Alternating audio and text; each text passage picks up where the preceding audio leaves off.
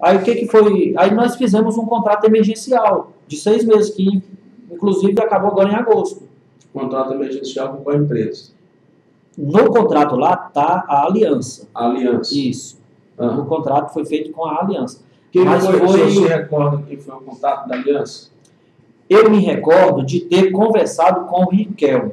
Agora, no dia de fazer mesmo, eu não sei quem veio. Quem foi a pessoa que assinou o contrato? Isso, eu não sei. Tá, mas então o contato foi todo feito com o Riquelme no para início. ser contratado a aliança. Isso, no início. Ele me apresentou a proposta, falou como que era, que representava tal empresa que eu também não lembrava o nome.